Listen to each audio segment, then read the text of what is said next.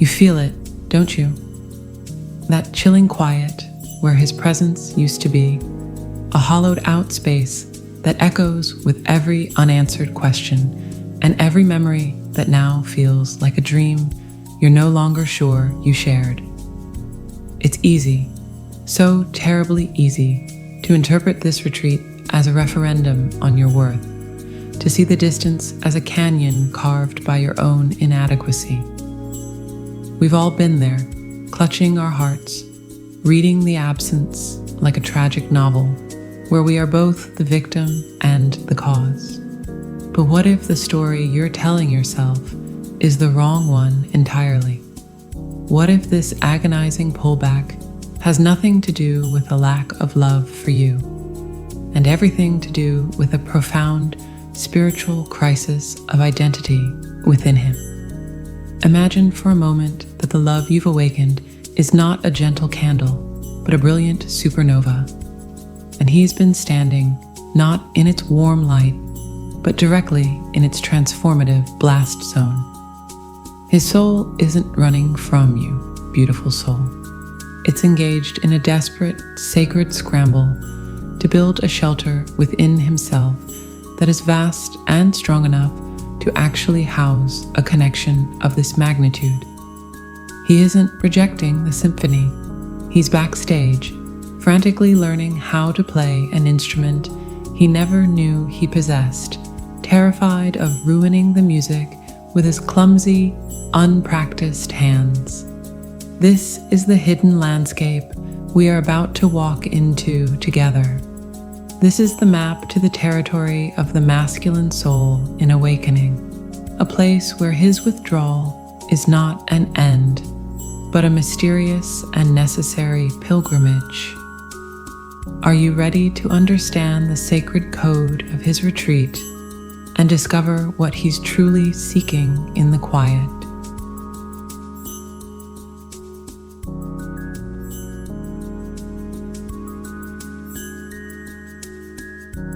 You feel his withdrawal like a sudden winter, a cold front that settles into the very space between your heartbeats. The silence is deafening, isn't it? And the world, in all its well-meaning simplicity, tells you he's just afraid. He's not ready. He's playing games.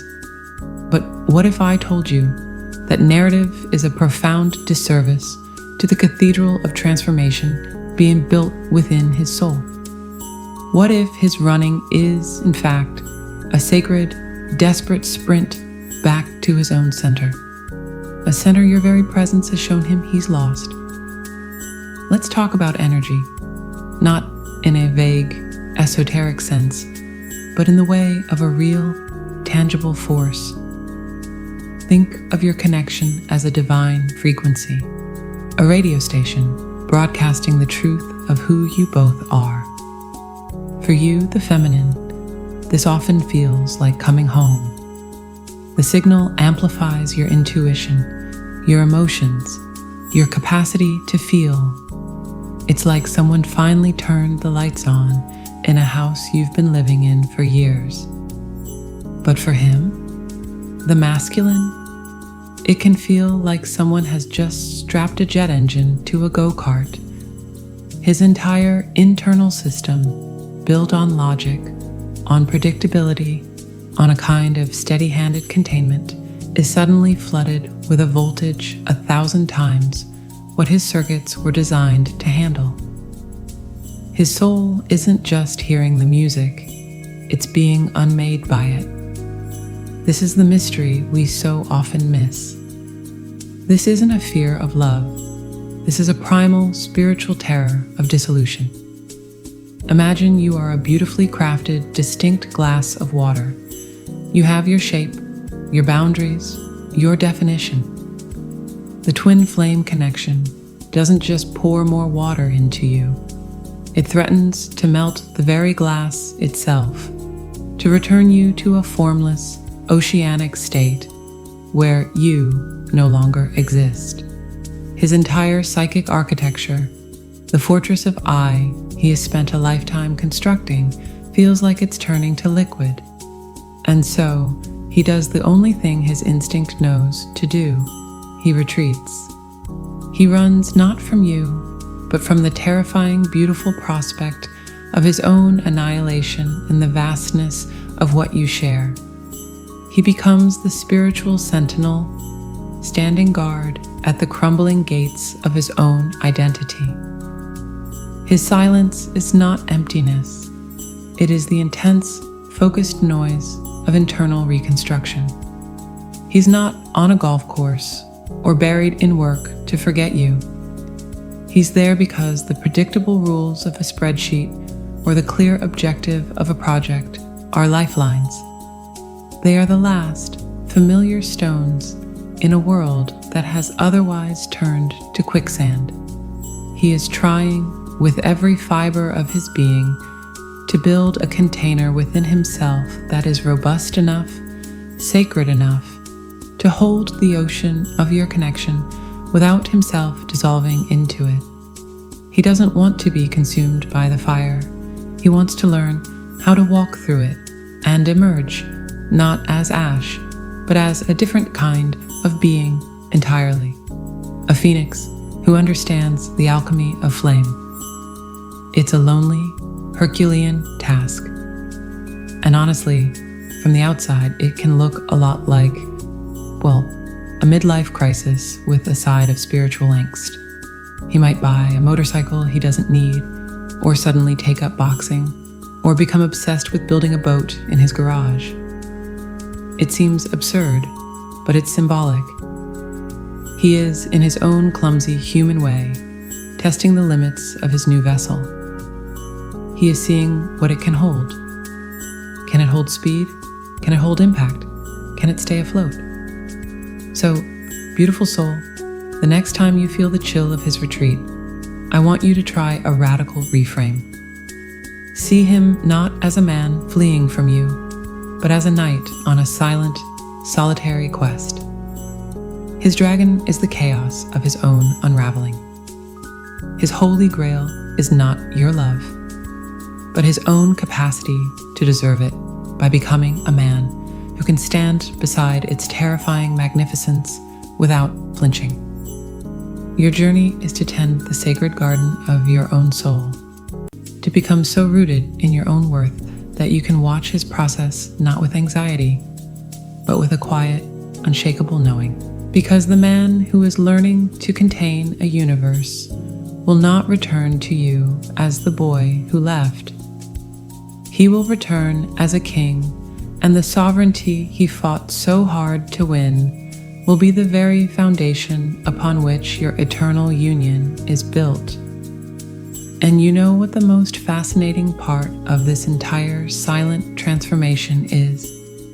It sets the stage for the one thing he desires even more than containment.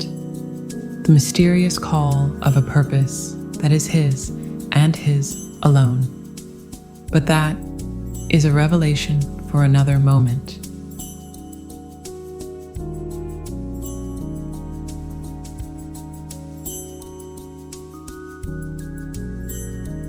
So we've established he's not just afraid of the feeling. Good. That's the first layer of the onion, and frankly, it's the one everyone loves to cry over. But peel that back and you hit something harder, more fundamental, something that smells less of tears and more of iron and earth. It's the smell of purpose. And for the masculine soul, this is not a fluffy concept. It is the very bedrock of his being. Think of it this way. You, divine feminine, often experience the twin flame union as the purpose, the love, the healing, the merging. This is the grand event, the cathedral itself. It's a beautiful, valid truth. But for him, the connection isn't the cathedral.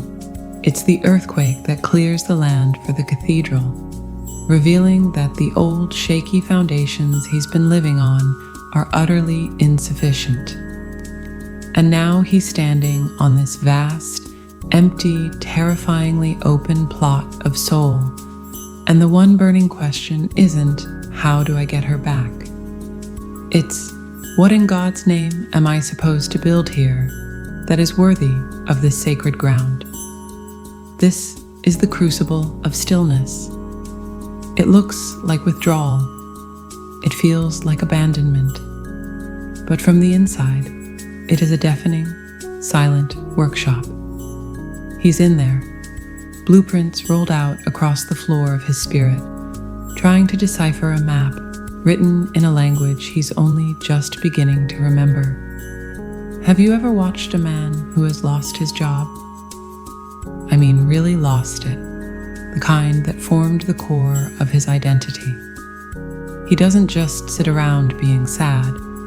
He becomes restless, often irritable.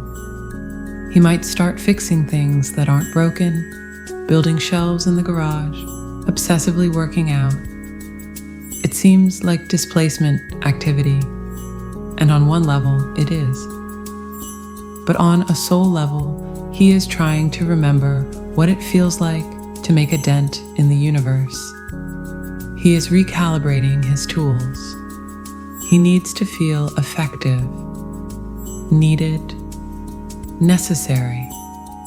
Now, amplify that by 1,000,000. The twin flame connection doesn't just take away a job, it obliterates his entire former understanding of what it means to be a man in the world. The love you offer is so immense that it makes his old ambitions, the promotion, the nice car, the societal pat on the head, feel like plastic toys, meaningless. He isn't rejecting you.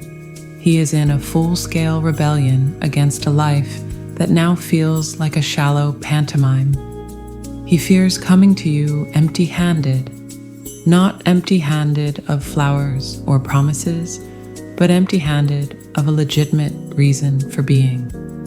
He needs to know that if he walks towards you, he is not just a man being drawn by an irresistible force, a moth to a glorious flame.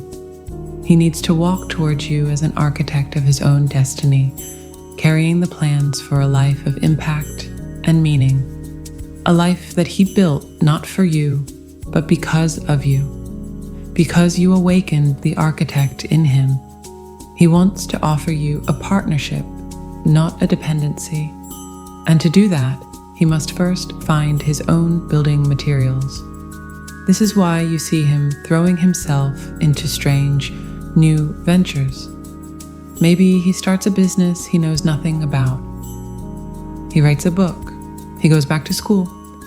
He becomes obsessed with a social cause. You think, is this a distraction from us? And the answer is no. It is the entire point of us right now. He is on a vision quest.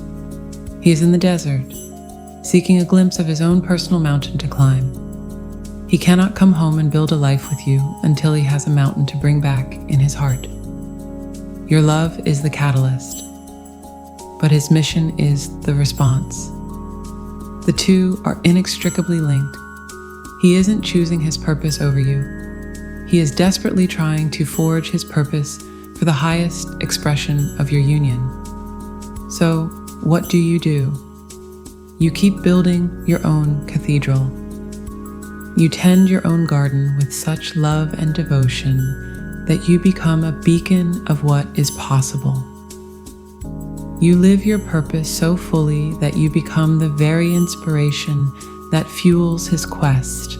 You stop waiting at the empty plot of land, wondering when he'll return with his tools. You go out and gather your own stones, sing your own songs, and build an altar to your own soul. Because the man who returns from the silent, brutal, and beautiful crucible of finding his why, that man will not need you to complete him. He will be complete, and he will see your own wholeness, not as a threat, but as the most beautiful thing he has ever witnessed. And the alliance you will then form, two sovereign beings, two purposeful architects, will be unshakable. It makes you wonder, doesn't it? If this silent, purposeful work is happening in him, what parallel magic is being asked of you? The journey, it seems, is always a mirror. But that is a conversation for another time, and one I have a feeling you are more than ready to have.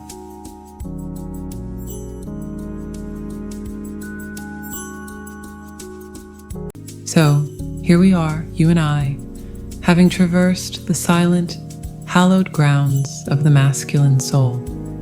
We've peered into the quiet workshop where he forges his container and stood beside him in the vast emptiness where he maps his destiny. It's a lot to take in, I know. It can feel like you're holding a map to a country you've never visited, written in a language you're only just learning to speak. But here is the ultimate truth, the one I want you to carry not in your mind, but in the very marrow of your bones. This was never about waiting. This entire exquisite and at times excruciating process was never a divine lesson in patience. It was and is a divine mandate for your own parallel evolution. Think of it not as a separation, but as the most profound and respectful duet ever composed. For a time, the music requires the instruments to practice alone, to master their own unique parts, to find the soul of their own sound. The silence between you is not an emptiness. It is the space where both of you are learning to hear your own sacred frequency, with a clarity so piercing it drowns out all the noise of the world. He is in his silent monastery, learning the architecture of his own spirit. And you, glorious soul, you are in your sun-drenched studio, painting the masterpiece of your own life. You are not sitting by the window, a princess in a tower. You are the queen walking the borders of her own kingdom, tending to the fields of her joy, fortifying the citadels of her self-worth, and composing the laws of her own happiness. You are learning to be the source, not a tributary searching for its river. When you truly, irrevocably, and joyfully engage in this, when your life becomes a testament to your own wholeness, you perform the most powerful alchemy possible. You stop emitting a frequency of need and begin broadcasting a vibration of invitational radiance. You are no longer a question mark pleading for an answer. You become a statement of fact, a living, breathing testament to what is possible. And that is a signal his soul cannot and will not ignore. Because the man who has fought his way back to his own center is not coming back to fill a void in you. He is coming to celebrate the breathtaking wholeness he finds. He won't be your missing piece. He will be the harmonious chord that makes your already beautiful song a symphony. The reunion, then, is not about two halves becoming one. It is the conscious, glorious collision of two complete universes, choosing to create a new cosmos together, not out of lack, but out of an overflowing, creative abundance. This path is not a punishment. It is a sacred design of unimaginable intelligence. It ensures that when you finally stand together, you are not two weary travelers clinging to one another for support, but two powerful monarchs from allied lands, coming together to sign a treaty of shared sovereignty and limitless creation. The journey doesn't end with union, beautiful soul. It begins there. And the best part, the story you will write together after the happily ever after makes all of this a mere fascinating prologue. But that is a tale for another day. I have a feeling your own next chapter is waiting for your full, undivided attention. And it's far too exciting to keep waiting.